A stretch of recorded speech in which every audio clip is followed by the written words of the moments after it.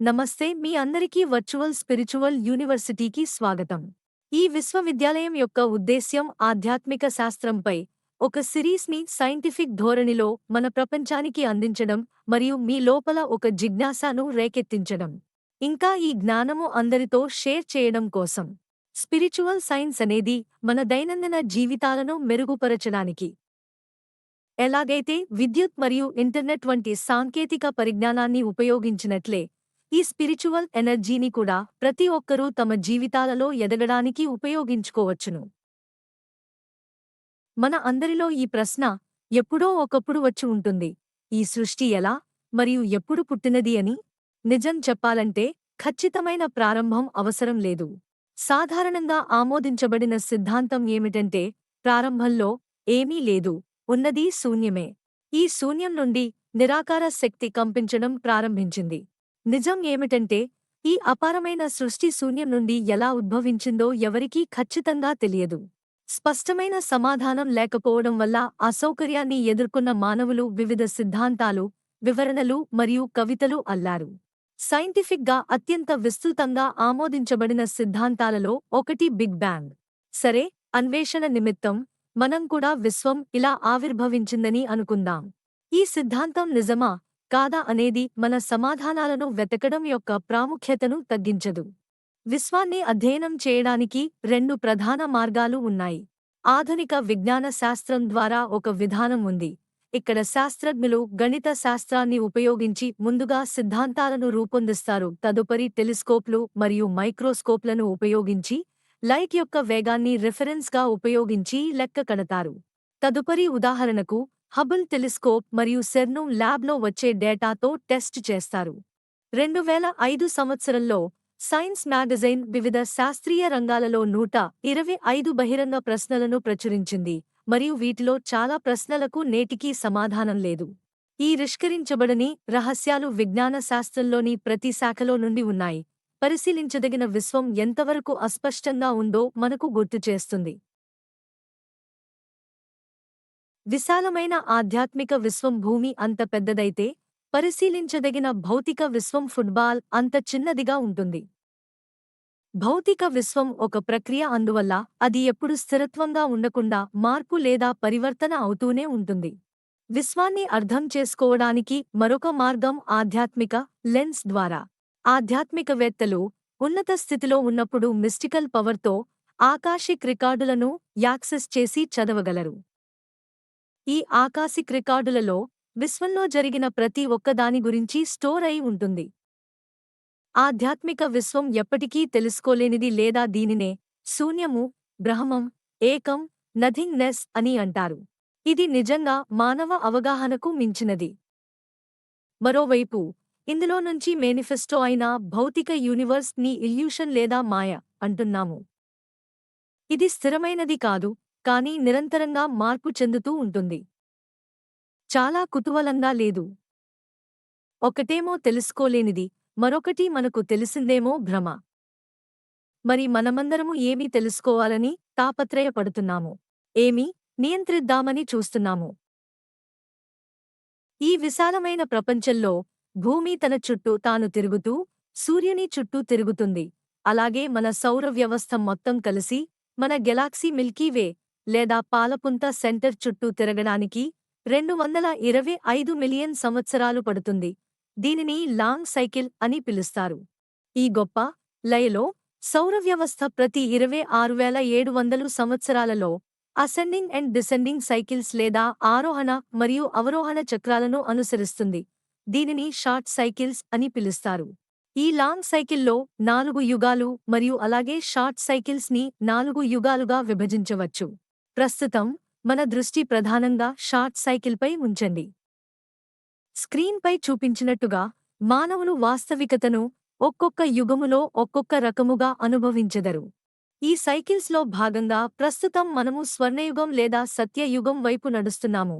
ఈ స్వర్ణయుగం గణనీయమైన పురోగమనాలు మరియు సామరస్య పరిస్థితులతో గుర్తించబడింది. ఇలాంటి స్వర్ణయుగంలు గతంలో కూడా వచ్చాయి. అయితే ఈ గ్రహంపై రాబోయే స్వర్ణయుగం అత్యంత ప్రత్యేకమైనది. ఈ స్వర్ణయుగంలో మానవులు ఈ గ్రహంపై పరంజ్యోతి లేదా సుప్రీం లైట్తో మాట్లాడతారు మరియు కలిసి నడుస్తారు. ప్రస్తుతం ఒక ముఖ్యమైన ఆధ్యాత్మిక శక్తి భారతదేశం మీదుగా వెళుతోంది. రాబోయే సాంకేతికతలు, కొత్త ఆవిష్కరణలు హై ఫ్రీక్వెన్సీ వైబ్రేషన్లను ఉపయోగించుకుంటూ చైతన్యం ఆధారంగా అభివృద్ధి చేయబడతాయి. ఈ సైకిల్స్లో భాగంగా మనం ప్రస్తుతము క్లిష్టమైన సమయంలో ఉన్నాము. ఈ సమయంలో బాహ్య ప్రపంచంలోనూ మరియు అంతరంగిక ప్రపంచంలోనూ మనము పెద్ద మార్పులను చూడబోతున్నాము. బయట ప్రపంచంలో రానున్న స్వర్ణ యుగముకు అనుగుణంగా జరిగే ముఖ్యమైన మార్పులు, ఈ రోజు మనం చేసే ఆఫీసు పనిని ఆర్టిఫిషియల్ ఇంటెలిజెన్స్ మరియు శారీరక శ్రమని, రోబోలు మరియు డ్రోన్లతో అనేక పనులను చేయగలము. ఈ మార్పు అనివార్యం, కావున మనం స్వర్ణయుగంలోకి ప్రవేశించినప్పుడు మనం దానికోసం సిద్ధం కావాలి. అంతర్గతంగా ప్రతి వ్యక్తిలోనూ అంతరంగ విభజన నశించి ఏకత్వం వైపు, సమిష్టి మానవాళికి పరివర్తన జరుగుతోంది. మానవజాతి అంతా ఇప్పటికే పూర్తిగా పరివర్తన చెందాల్సి ఉండేది. 2 కీలక క్షణాలు మనము మిస్ అయిపోయాము. మొదటిది డిసెంబర్ 2012 మరియు రెండవది జనవరి 15, 2024. శ్రీ పరంజ్యోతి కల్కి అమ్మ భగవాన్ గొప్పగా కృషి చేసినప్పటికీ, ఈ అవకాశాలు విజయవంతం కాకుండానే గడిచిపోయాయి, ప్రధానంగా ప్రపంచంలోని విపరీతమైన ప్రతికూలత కారణంగా. ఫలితంగా రాబోయే సంవత్సరాల్లో మానవాళికి వచ్చే సవాలులని ఆపలేము. వీటిని ఆపలేకపోయినప్పటికీ అమ్మ భగవానులు కనీసం వాటిని పోస్ట్ పోన్ చేయడానికి కృషి చేస్తున్నారు. అయితే వారి కృషితో పాటు మనం కూడా సహకరించి 81,000 మంది పీక్ స్టేట్లోకి వెళ్లి, ఈ పీక్ స్టేట్ని ఒక్కొక్కరు ఇంకొక 1,000 మందికి బదిలీ చేయాలి. ఈ సమిష్టి ప్రయత్నాల ద్వారా మనం స్వర్ణయుగం వైపు గణనీయమైన పురోగతిని సాధించగలము. అయినప్పటికీ మానవ నిర్మిత విధ్వంసం మరియు ప్రకృతి వైపరీత్యాలను మనం ఎదుర్కోవాల్సి ఉంటుందని తెలుసుకోవడం ముఖ్యం. రాబోయే సంవత్సరాల్లో మన ప్రియమైన వారితో సహా గణనీయమైన సంఖ్యలో ప్రజలు చనిపోయే అవకాశం ఉంది. దీనికోసం మనం సిద్ధంగా ఉండాలి మరియు మరణం యొక్క ప్రక్రియను లోతుగా అర్థం చేసుకోవాలి. మరణం అనేది భౌతిక శరీరాన్ని విడిచిపెట్టడం మాత్రమే కాదు, జీవితం మరియు మరణం యొక్క శాస్త్రాన్ని అర్థం చేసుకోవడం ద్వారా ఉన్నత చైతన్య స్థాయి లోకాలకి వెళ్లడానికి మనము సిద్ధం చేసుకోవాలి. ఇలాంటి సందర్భంలో మన భూమి పైకి వస్తున్న ఆధ్యాత్మిక శక్తిని ఎలా ఉపయోగించుకోవాలో అన్వేషిద్దాం. ఇదంతా ఫిలాసఫీ నాకు ఎందుకు? ఒక్క నిమిషము ఆగండి. సరే, కొద్దిగా ఓపిక పట్టి వీడియోలో ముందుకు వెళ్దాం. ఇంతకుముందు మనము చూసాము, ఈ విశ్వం యొక్క అంతిమ సత్యము అది ఎప్పటికీ తెలుసుకోలేనిది. దీనినే శూన్యము లేదా నథింగ్నెస్ అని అంటాము. ఈ శూన్యం నుండే మొదటి మేనిఫెస్టేషన్ ఒక ప్రకంపనలలాగా, దానినే నటరాజ డాన్స్లా, దాని నుండి ధ్వని, ఇదే ఓం, అక్కడి నుంచి లైట్ లేదా సచ్చిద్ ఆనంద లాగా ఉద్భవించింది. ఈ లైట్ 3 గుణాలు కలిగి ఉంటుంది, అవి సత్, చిత్ మరియు ఆనంద. ఈ చుట్టూ ఉన్న ప్రపంచంలో ప్రతి ఒక్కటి అదే చైతన్యము మరియు ఇంటెలిజెన్స్తో తయారయ్యి ఉంటే మనము ఎందుకు ఆనందంగా లేము, బాధపడుతున్నాము? దీనికి సమాధానం ఏమిటంటే, మనసు సృష్టించిన మాయ వల్ల నేను వేరు, ఈ విశ్వము వేరు అనే భ్రమ కలుగుతుంది. ఈ మనస్సు అనే జైలు గోడలలో బందీ అయి ఉండడం వల్ల బాధను అనుభవిస్తున్నాము. దీని నుంచి ఎలా బయటపడేది? మనము ఎప్పుడైతే ఈ జైలు గోడలు దాటి ఉన్నత చైతన్యానికి కనెక్ట్ అవుతామో అప్పుడే ఈ బాధ నుండి విముక్తి అవుతాము. మీరు మీ తోటలో ఉన్న స్ప్రింక్లర్ని చూడండి, అది నీటిని వెదజల్లుతూ ఉంటుంది, ఎందుకంటే అందులోకి మీరు హై ప్రెజర్ వాటర్ని పంపిస్తున్నారు. అలాగే మీరు ఎప్పుడూ ఉన్నత చైతన్యంలో ఉండాలి. అలా ఉన్నప్పుడే మీరు ప్రేమ, శాంతిని, ఆనందంని మీ బాహ్య ప్రపంచానికి వెదజల్లుతూ ఉంటారు. కానీ మీ చైతన్యము తక్కువ స్థాయిలో ఉన్నప్పుడు ఏమి జరుగుతుంది? మీ పరిసరాల నుండి చెడుమురికి మరియు ప్రతికూలత వంటివి మీలోనికి ప్రవహిస్తుంది. ఇదే మీ దుఃఖానికి దారితీస్తుంది. అందుకే రోజూ మీ చైతన్యాన్ని కూడా ఛార్జ్ చేసుకోవాలి. ఇక్కడ ప్రశ్న ఏమిటంటే, మాకందరికీ తెలుసు, ఆకలి అవుతే రోజుకి 2-3 సార్లు అన్నం తింటాము, అలాగే సెల్ ఫోన్ ఛార్జ్ చేయాలంటే ఎలక్ట్రికల్ పాయింట్ దగ్గరికి వెళ్తాము. కానీ ఈ చైతన్యము అనే శక్తిని ఎలా ఛార్జ్ చేసుకోవాలి? ఈ అనంత విశ్వంలో అన్వేషించవలసిన ప్రశ్న అది.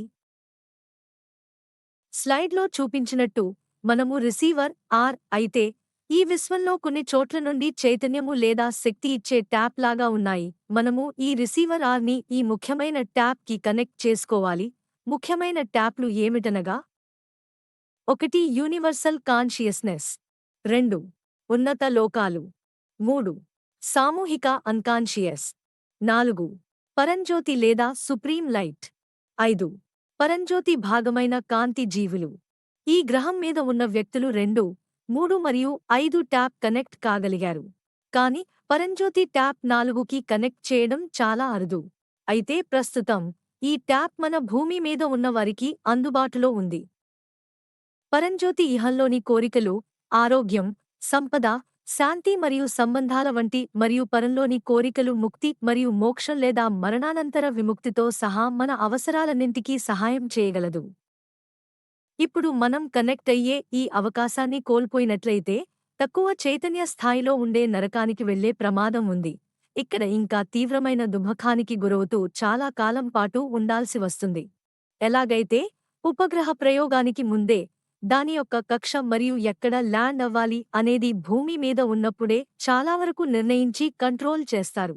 అలాగే మరణం తర్వాత ఉన్నత లోకంలోకి వెళ్లడానికి మనం ఇప్పుడే సిద్ధం కావాలి. ఈ జీవితంలో మన అవసరాలను తీర్చుకోవడానికి పరంజ్యోతి నుండి ఆధ్యాత్మిక శక్తిని కోరినట్లు, అలాగే మరణం తర్వాత జరగబోయే ప్రక్రియకు కూడా సిద్ధం చేయమని కోరుకోవాలి. మేము ఇంతకు ముందు చర్చించినట్లుగా రాబోయే సంవత్సరాల్లో చాలామంది చనిపోయే అవకాశం ఉంది. కాబట్టి ఈ పరివర్తనకు సిద్ధంగా ఉండటం మరియు మనం మన భౌతిక శరీరాన్ని విడిచిపెట్టినప్పుడు మోక్షం కోసం లక్ష్యంగా చేసుకోవడం చాలా అవసరం. మరణం ఒక అందమైన ప్రక్రియ. మరణం అనే ప్రక్రియ, మరణం ముందు క్షణాలలో ఎలాంటి ఆలోచనలు ఉండాలి మరియు మనం జీవించి ఉన్నప్పుడు ఏమి చేయాలి, మేధోపరంగా ఇవి తెలుసుకుని ఉండాలి. మరిన్ని వివరాల కోసం మీరు మరణంపై ఈ వివేకం సిరీస్లోని వీడియో 3ని చూడవచ్చు. ముఖ్యమైన ప్రశ్న ఏమిటంటే, మనం జీవించి ఉన్నప్పుడు ఏమి చేయాలి? ఈ క్రింది వాటిని తప్పకుండా చేయండి. 1. మీ హృదయంలో మరియు మీ సంబంధాలలో ప్రేమను పెంపొందించుకోండి. ప్రేమ లేకుండా మీరు జీవితంలో మరియు మరణం తర్వాత ఇతరులపై తీర్పునిస్తారు. 2. పరంజ్యోతి లేదా మీ దైవంతో బలమైన సంబంధాన్ని ఏర్పరచుకోండి. 3. మీరు ఎలా ప్రవర్తించాలనుకుంటున్నారో అలాగే ఇతరులతో వ్యవహరించండి. 4. క్షమించండి మరియు క్షమాపణ కోరండి. మన బాధకు మనం తరచుగా ఎదుటివారిని నిందిస్తాము, కానీ దీనిని మీ ఎదుగుదల కోసం అవకాశంగా చూడండి. మనల్ని బాధపెట్టేవారు మన గురించి మన లోపల ఏదైతే ఉందో అది ప్రతిబింబిస్తూ అద్దంలా ప్రవర్తిస్తారు. బాహ్యంగా వారికి కృతజ్ఞతలు తెలియజేయండి, కానీ అంతర్గతంగా మీ లోపల ఉన్న బాధను పరిశీలించండి, అనుభవించండి. మరణం తర్వాత మనకు ఉన్న ఛాయిస్లు ఏమిటి? మన చైతన్య స్థాయి పెరుగుతున్న కొద్దీ మనము స్పేస్, టైం మరియు మనస్సు యొక్క పరిమితులను దాటి వెళ్తాము. మనకే మనం స్వర్గంలోకి వెళ్లడమా, నరకంలోకి వెళ్లడమా, లేక పరంజ్యోతిలో విలీనం అవ్వడమా, పూర్తిగా శూన్యంలో కలిసిపోవడం అనేటువంటి వాటిలో ఏదో ఒకటి ఎంచుకోవాలి. స్క్రీన్ పైన చూపినట్టుగా ఇక్కడ కొన్ని ఎంపికలు ఉన్నాయి. 1. స్వర్గం అనగా ఉన్నతమైన లోకాలకు వెళ్లడం. 2. పరంజ్యోతి లేదా సుప్రీం లైట్లో విలీనం అవడం. 3. పూర్తిగా భస్మించి శూన్యంలో కలిసిపోవడం. 4. పరంజ్యోతి ముందు మిమ్మల్ని మీరు నిర్ణయించుకుని పునర్జన్మ కోరుకోవడం. 5. మరింత దుఃఖము కలిగిన నరకానికి వెళ్లడం. మనం మన భౌతిక శరీరాన్ని విడిచిపెట్టినప్పుడు అంతా ముగుస్తుందని, మరణంతో జీవితం అయిపోతుంది అనుకోకండి. దాని తర్వాత జీవితం చాలా ఉంది. మనము బయోరోబోట్ లాంటివాళ్లము. ఈ విశ్వమంతా మన పైన ప్రభావం చేస్తూ ఉంది, మనతో ఏమీ అవదు. ప్రకృతి సృష్టిలో ఉన్న అదే చైతన్యము మరియు ప్రజ్ఞతోటి సాక్రెడ్ మ్యాథమెటికల్ లాస్ను ఫాలో అవుతూ ముఖ్యమైన ప్లాట్ఫాములను సృష్టించినది ఈ ప్లాట్ఫామ్స్ హార్డ్వేర్ అయితే మనము అందరము కలిసి సాఫ్ట్వేర్ క్రియేట్ చేశాము. ఈ విశ్వము ఒక హోలోగ్రాము లాంటిది. మానవులందరము ఒక బయోరోబోటు లేదా ఒక ఎడ్జ్ డివైస్ లాంటివాళ్లము. మనలో ప్రతి ఒక్కరము మన యొక్క వ్యక్తిగత మరియు మన అందరి సామూహిక ప్రోగ్రాముల ద్వారా మార్గనిర్దేశం చేయబడుతున్నాము. వీటితో పాటు మన చేతన, అచేతన మనస్సు మరియు సామూహిక చేతనము అన్నీ కూడా ప్రభావితం చేస్తున్నాయి. మనము మన కంటికి కనిపించే భౌతిక శరీరమే కాకుండా 7 రకాల శరీరాలతో లేదా కోశాలతో కలిసినటువంటి ఒక అద్భుతమైన యంత్రము లాంటిది. దురదృష్టవశాత్తు మన ఆధునిక వైద్యశాస్త్రంకి వీటన్నిటిపైన అవగాహన లేదు. భౌతిక స్థాయిలో కూడా ఈ శరీరం ఒక అద్భుతమైన జీవ వ్యవస్థ మరియు సంక్లిష్ట జీవులము. మనలో ప్రతి ఒక్కరిని ఈ 7 కోశాల ద్వారా 10 ప్రోగ్రాములు నియంత్రిస్తూ ఉన్నవి. ఈ 7 కోశాలు అన్నమయ, ప్రాణమయ, కర్మమయ, మనోమయ, విజ్ఞానమయ, జ్ఞానమయ మరియు ఆనందమయ. మన ఈ 7 కోశాలని ముఖ్యంగా 3 భాగాలు చేసినట్లయితే అవి భౌతిక, మానసిక మరియు ఆధ్యాత్మిక శరీరములుగా చెప్పుకోవచ్చు. భౌతిక శరీరంలో చెందిన అన్నమయ్య మరియు ప్రాణమయ కోశములు మనం గ్రహించగలిగేవి. ఇతర కోశములు సూక్ష్మమైనవి, గ్రహించడం కష్టం. ఇప్పుడు సైకాలజికల్ లేదా మానసిక కోశాన్ని చూసినట్లయితే మన భౌతిక శరీరము ల్యాప్టాప్ లేదా స్మార్ట్ఫోన్ లేదా ఎడ్జ్ పరికరం వంటి హార్డ్వేర్తో పోల్చగలిగితే, మానసిక శరీరం దానిని అమలు చేసే సాఫ్ట్వేర్ లాంటిది. ఈ సాఫ్ట్వేర్ మన నమ్మకాలు, అవగాహనలు, మతాలు, పురాణాలు, సంస్కృతులు మరియు సంస్కారములు కలిగి ఉంటుంది. అన్నీ కలిపి మనస్సు అని కూడా అంటారు. ఈ మనస్సు నిరంతరం ఆలోచనలతో భూతకాలం నుండి వర్తమానంలోకి మరియు భవిష్యత్తులోకి ప్రవహించే యంత్రం. ఎలాగా అయితే నదిలో ప్రవహించే నీటి కణములు ఒక స్థలము నుండి ఇంకొక స్థలమునకు ప్రవహించినట్లు, ఇది వ్యక్తిగతంగా మరియు సమిష్టిగా కలిపి 10 ప్రోగ్రాంలను కలిగి ఉంటుంది మరియు మనం జీవితాన్ని ఎలా అనుభవిస్తామో ప్రభావితం చేస్తుంది. మరిన్ని వివరాల కోసం మీరు ఈ వివేకం సిరీస్లోని వీడియో 5ని చూడవచ్చు. ఇప్పుడు ఆధ్యాత్మిక లేదా స్పిరిచువల్ శరీరాన్ని చూసినట్లయితే, ఇది ఆనందమయ మరియు జ్ఞానమయ కోశాలచే స్వచ్ఛమైన చైతన్యము మరియు ప్రజ్ఞని కలిగి ఉంటుంది. నిజంగా ఇదే మనం సైకాలజికల్ బాడీ నుంచి ప్రోగ్రాములు అనే మలినం పోయిన తర్వాత మిగిలేది.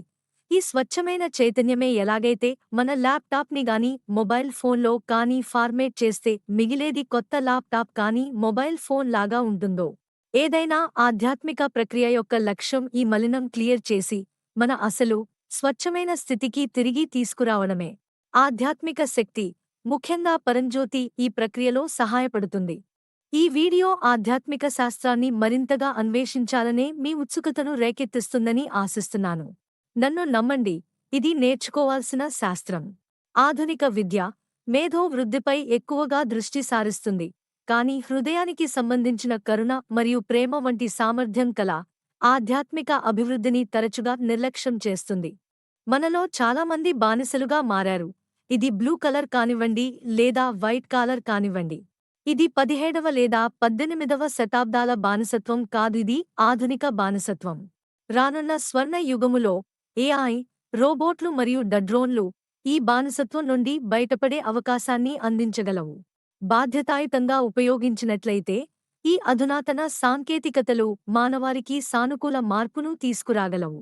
చివరగా, అన్ని మానిఫెస్టేషన్ యూనివర్సల్ ఇంటెలిజెన్స్ ద్వారా సృష్టించబడిన భ్రమ లేదా మాయ అని చెప్పాము మరియు విశ్వం ఒక భారీ సూపర్ కంప్యూటర్ లాంటిది. అయితే ఇందులో మీరు కూడా ఈ భ్రమలో భాగం కాదా? దానిని అన్వేషించడానికి మీకు వదిలివేస్తాను. మీరు తో సహా ప్రతిదీ భ్రమ అయినప్పటికీ అనుభవం నిజమైనది. ఈ వీడియో మీకు అసౌకర్యాన్ని కలిగిస్తే ఇది మేల్కొలు. మీరు మీ జీవితాన్ని మార్చుకోవాల్సిన సమయం వచ్చింది. Namaste to everyone. My name is Kura Venkateshwara Reddy from Hyderabad, India. I founded this virtual spiritual university with the blessings of Sri Paramjyoti Kalki Amma Bhagavan. I am devotee of Sri Paramjyoti Kalki Amma Bhagavan, whom I consider my spiritual parents. I share my interpretations and insights from their teachings, combined with my experiences in agriculture, industry, digital technologies, and spirituality. My videos reflect this understanding, drawing from experiences such as out-of-body events, visions of Paramjyoti, golden orb, and peak states of enlightenment. I also use AI tools to present this knowledge in a way that is accessible to today's generation. Thank you for your time. Please go through the rest of the videos in this wisdom series. Sachidananda Parabrahma Purusho